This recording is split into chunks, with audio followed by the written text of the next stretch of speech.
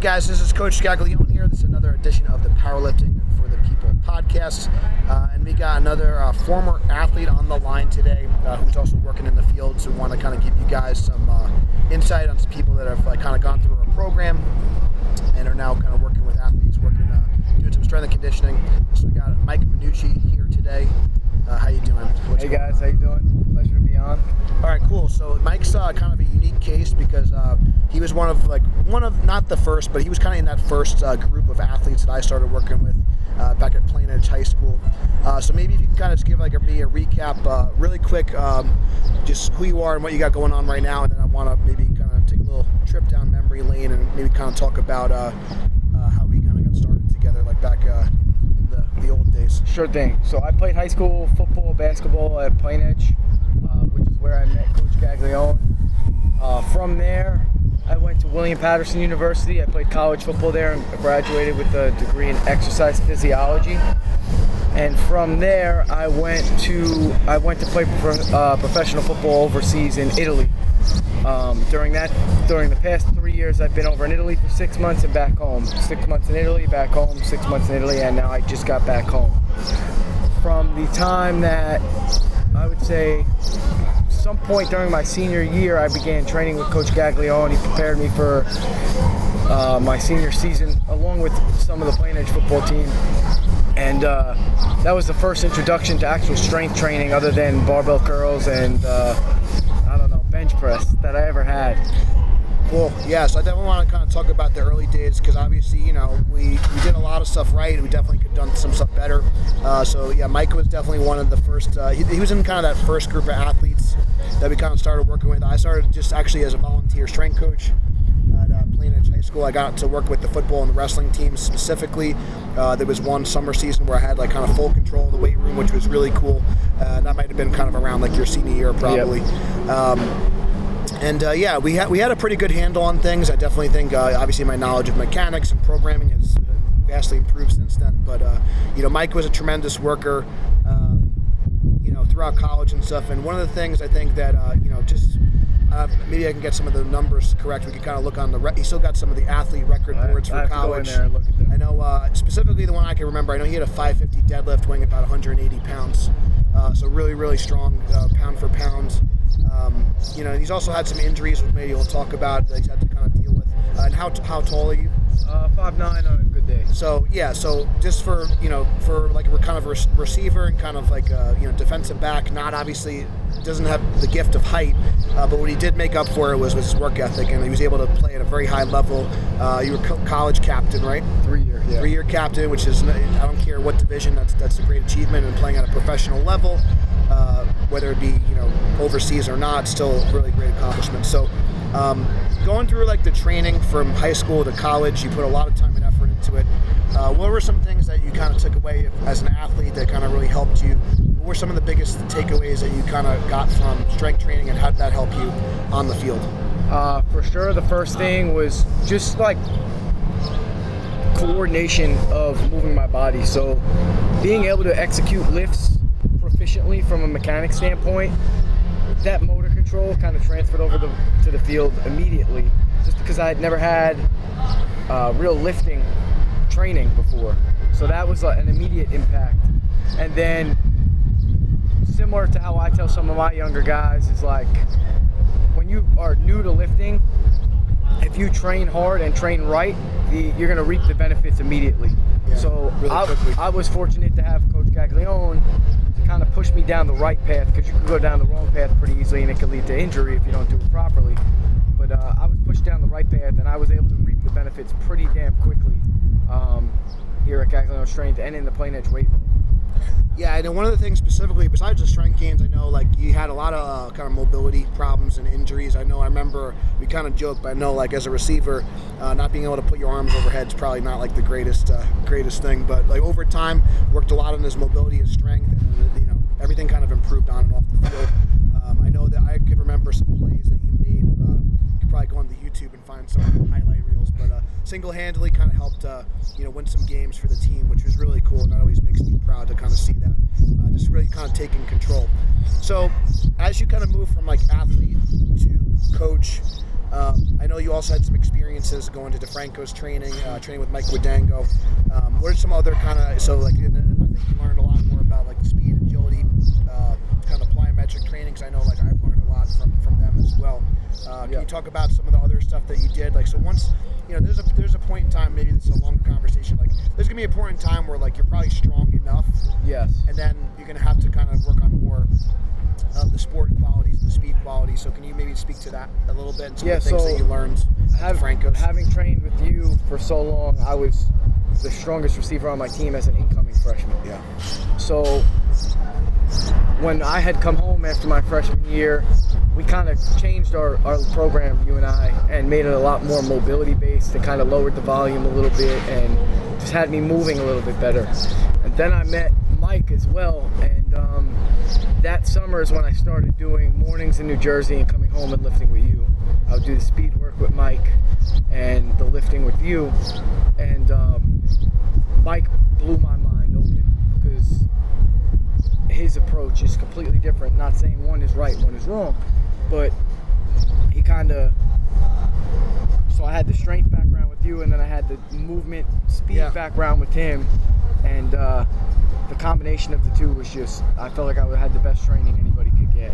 And Mike is still kind of a bit of a mentor today. I'll call him up every now and then. He's one of the most generous, humble people, and he'll always pick up the phone, and he'll tell you he knows nothing, but he's pretty smart. He's really knowledgeable. And obviously, working for Joe DeFranco for many years, and then studying under like guys like Buddy Morris, who's like a legend in like the strength conditioning world. James the Thinker is James Smith is like probably forgotten more than anyone could learn in a lifetime.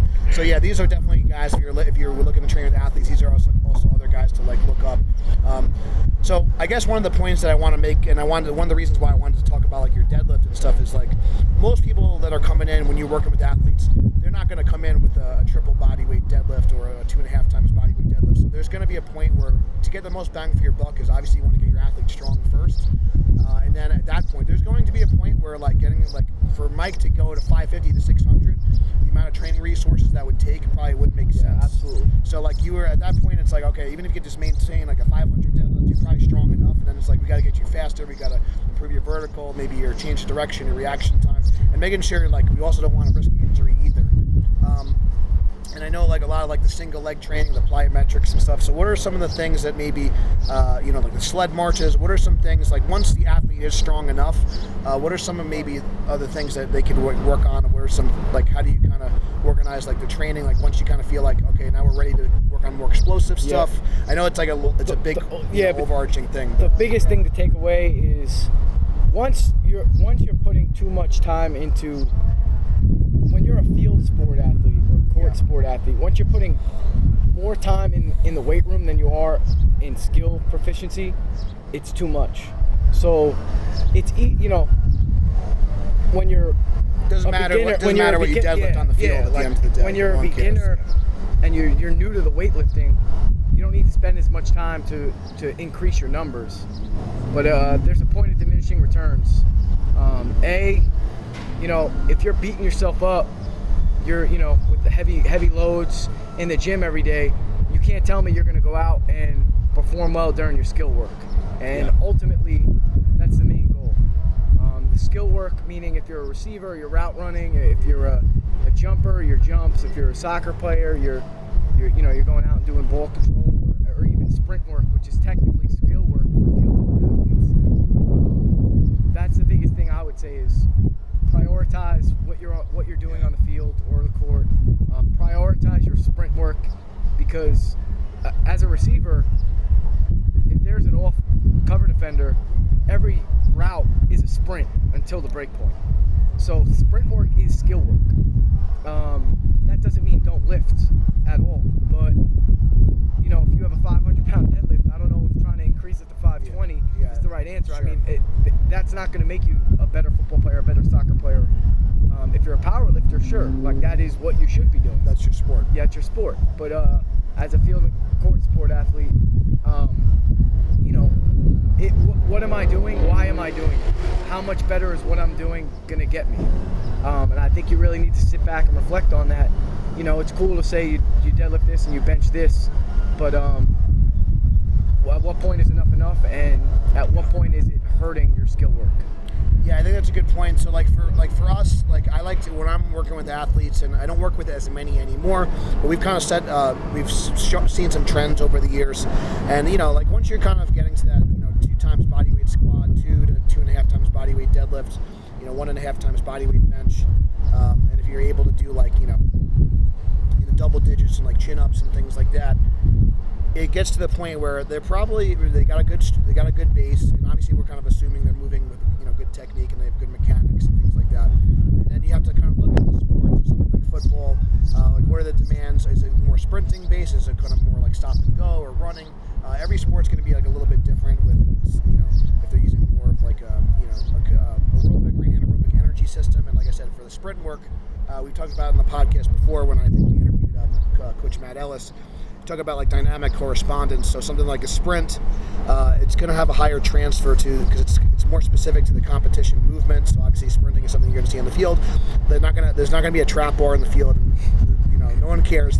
If the D lineman, no one's going to be oh, well, what's your dead? No one. It doesn't matter at that point. Just the training is just GPP, just general preparedness, and it's just to get you to be in a better position and build that capacity up to get you on the field. So I think that's good. So, as you've kind of trained, obviously, powerlifting gave you a great foundation. And obviously, we did other movements as well. What are some of your, go-to strength movements that you've been doing? I know you've kind of been big on some of the single leg work and things like that. So once you kind of have that good foundation of a lot of the heavy compound lifts, sports specific maybe is not the right word, but what are some other more we want to think about exercises that are lower risk and high reward. So maybe some of the single leg work that you're doing now. What are some other things that people can prioritize once they're quote unquote kind of strong enough? What are some of the movements that I love Bulgarian split squats. That's kind of become my go-to lower body exercise, and there's kind of a misconception where that's an accessory exercise. You can load that and it can get heavy and it can get difficult, and you can put tempo on it and it can become very difficult. You could do isometric holds on it. It's really good for your tendons, joints. It's a great exercise. I kind of have veered towards unilateral stuff. When I'm doing a bilateral lift, I prefer to do a trap bar deadlift. It's just a little bit easier for me. Recover a little easier from it. I just feel better doing it. And ultimately, that's the thing. Are you walking out of the gym feeling like shit? Because if you are, then you probably shouldn't be doing what you were doing. By feeling like shit, I don't mean fatigued. I mean your body actually hurts. Because you can't tell me that the next morning when you wake up and you have to run your sprints, or you got to do your route running, or you got to do your skill work. If you're a basketball player, you got to go to the court. That's not going to negatively affect it, because it will. We kind of want to walk out of the gym feeling maybe tired, but we want to feel a little bit better than when we got in. So trap bar deadlift, Bulgarians for lower body. I love single leg RDLs. I love kettlebell swings. Is there anything that with the single leg RDL, I kind of have my own opinions on that. If let's say you have an athlete that just maybe doesn't have the best balance, or they can't really root their foot effectively, is there something that you do to progress them to the point? Because obviously, if the person has the balance, you actually can load that pretty good. Yeah. But if someone's kind of shaking like a leaf, I'm just curious. Maybe they could put their back leg down and kind of for a little balance, almost like a kickstand. So kickstand, deadlifts. But ultimately they got to get the hinge pattern first, and then. But that makes it a little bit easier for sure. And you can, over time you can load that pretty well. Yeah. I'd worked up to on a barbell 225 RDL for a few reps, and you get jacked up from it. But my lower back feels completely fine. It's half the loading on your spine. That's kind of the thing with a lot of these single leg movements. You're getting half the loading on your spine, but it's still maximal loading on each single leg. I think that is key. I know we'll probably have to get CJ on the podcast at some point. My buddy CJ, he owns a gym, trains a lot of baseball players, and they're big indicator lifters. They do a safety squat bar reversal on baseball guys. And big. I love the safety squat bar. All Bulgarian with that as well. So that's a good way to kind of load it, and you don't have to have the stress in the shoulders and things like that. So. I got a banged up wrist, and I'll Bulgarian with the safety squat bar all the time. And then anything for the upper body, because obviously, like I said, there's going to be a point of diminishing return with the bench press. Number one is for me is weighted chin-ups. The number one. We definitely have found that the chin-ups.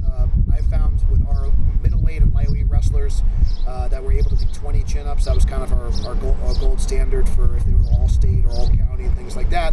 And I know I'm sure probably Mike Kutango and Joe DeFranco can attest to this too.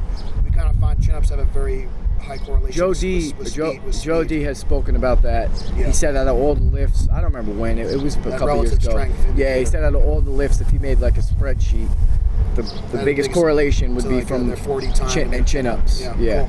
Cool. So chin-ups, so weighted pull-ups, what else?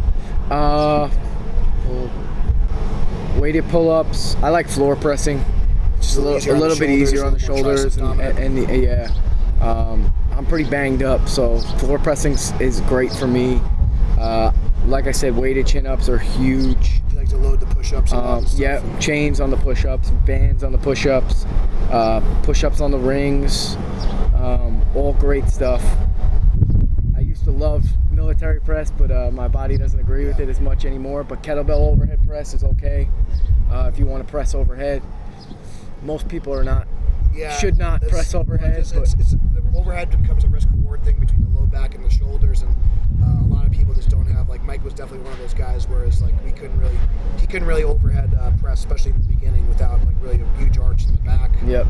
So that's something to consider. But yeah, there's nothing wrong with like loading a heavy kettlebell, doing like a single kettlebell. Absolutely you can still get a lot of benefit from that. And I think the floor press is great, and if you want to do like a floor press with chains and things like that.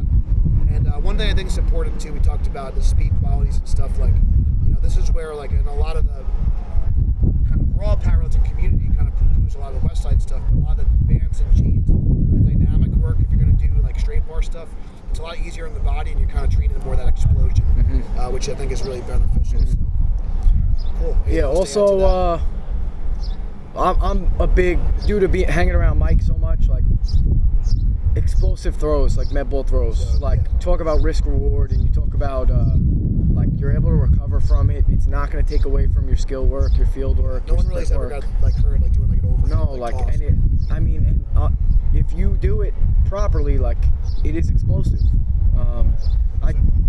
So no, I was saying this so we call that like if you're releasing the object, we call that like a ballistic method.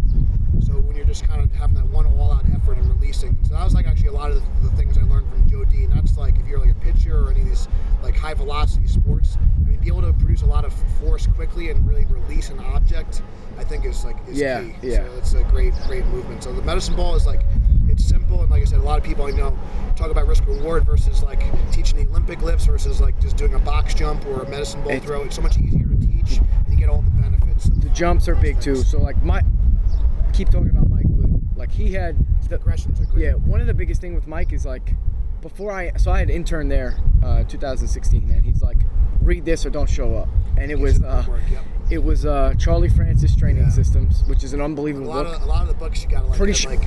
I'm pretty sure it's online for free.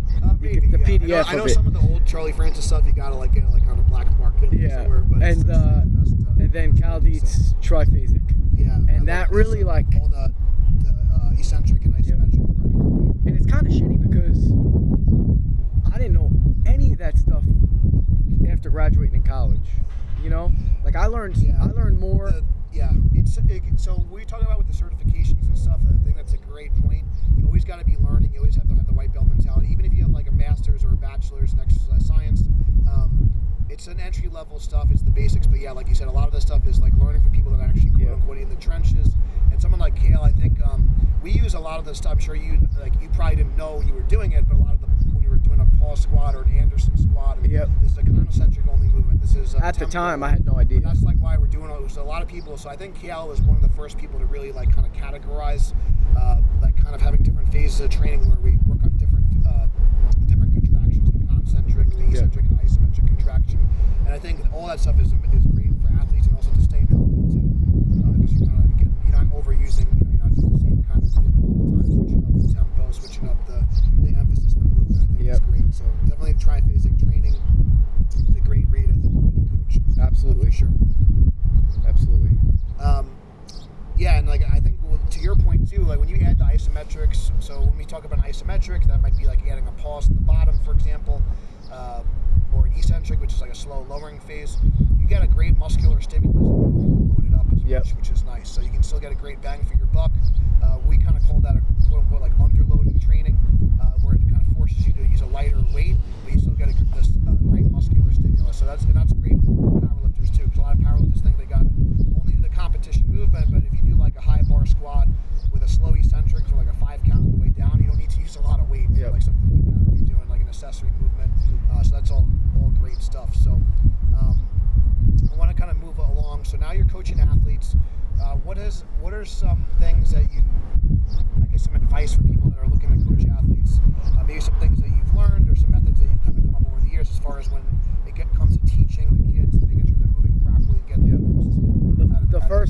The first thing I'll say is, if you don't know an answer to a question that a kid asks, don't bullshit them.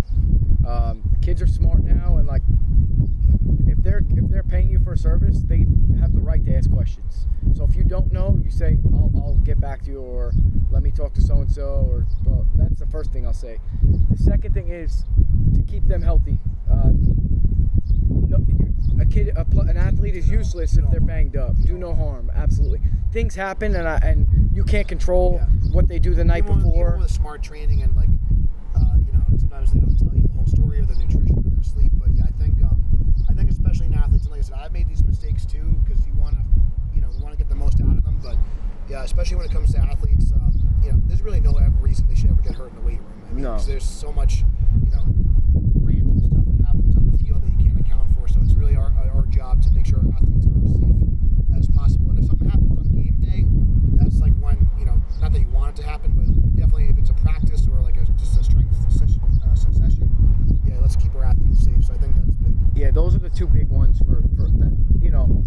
I had smart people in my life, so I kind of learned that before I even got to start training athletes. But as you get skin in the game, you see it more and more.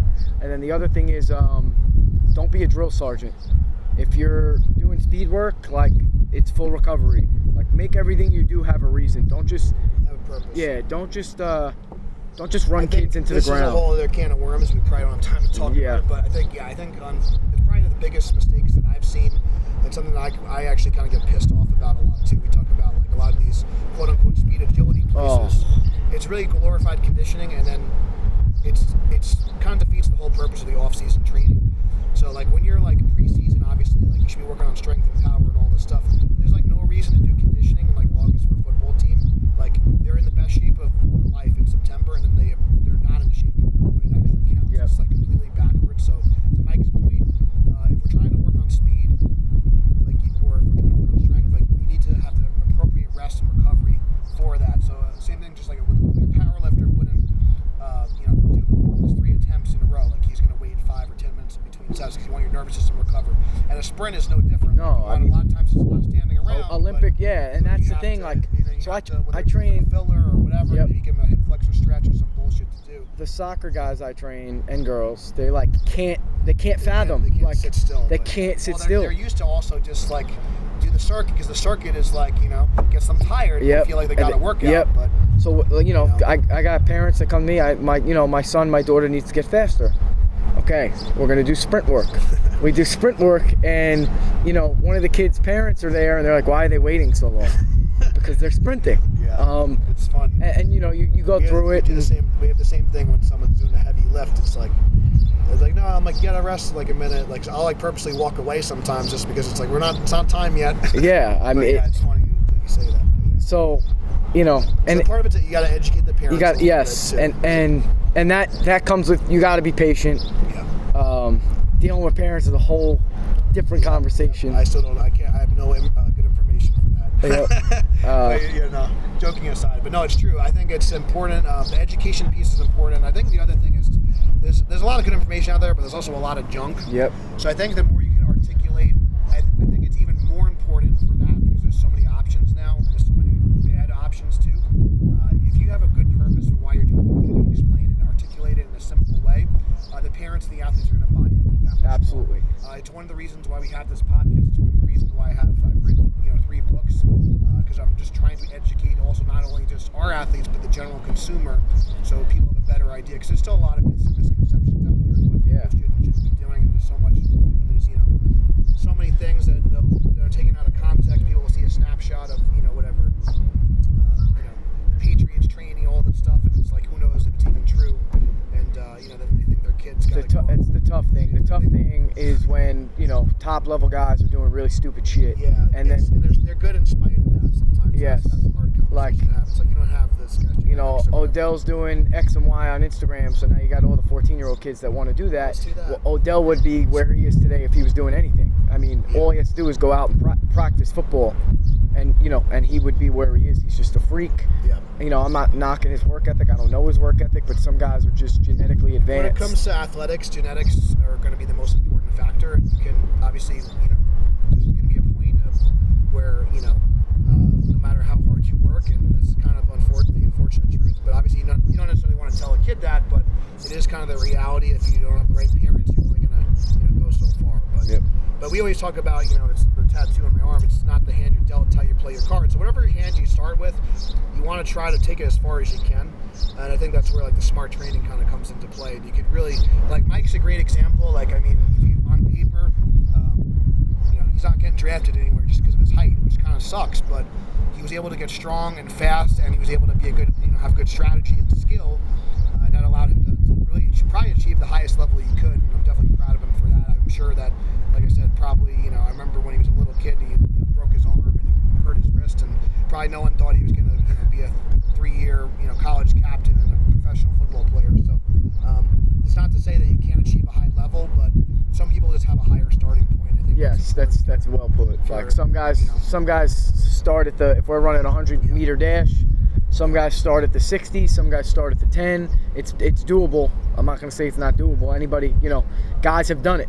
Guys that have been 5'8", 180 pounds have made the NFL, and some of them are pretty damn good. But, you got to put yourself in good situations. You got to work real hard. Yeah. And smart. Cool, man. Well, I think, like I said, it was great to kind of catch up and great to have you. Like I said, especially it makes me feel good because I mean, it's probably been. When did you graduate? 2010. So it's been almost a decade. So like I said, I've been working with athletes for about 13 years, and like I said, Mike was kind of in that first group. So it's just really cool to see him kind of go through the process, have a great collegiate career, and also now he's helping others and kind of giving back. And that's really what this podcast is all about. Is we want to kind of build a stronger community, help other people get strong and strong the right way. Really appreciate you kind of coming on today. I know you're I don't know if you have any type of social or anything, but if there's any place that people want to follow you, if they want to maybe reach out to you, where can they find you? I'm on Instagram. It's VANUCH_21. I post a lot of football stuff. From there, you can find the receiver account that I run. I train receivers, wide receivers, slot receivers, pretty much any offensive skill. But that's really about it. Twitter, same thing, Vannucci X21. And we'll include the links in the description so you don't have to spell it out. It gets a little crazy with all the underscores and stuff. But yeah, so we're definitely gonna. If you guys enjoyed kind of hearing more about the strength and conditioning stuff, because obviously this is a strength podcast, but so we try and kind of hit some different areas, and I do like talking the athlete training as well. So if the podcast helped you, please give it a 5-star review. It helps other people find us. If you want to support the program, check out the links below. Thank you guys so much for watching. And until next time, stay strong, and we'll see you soon.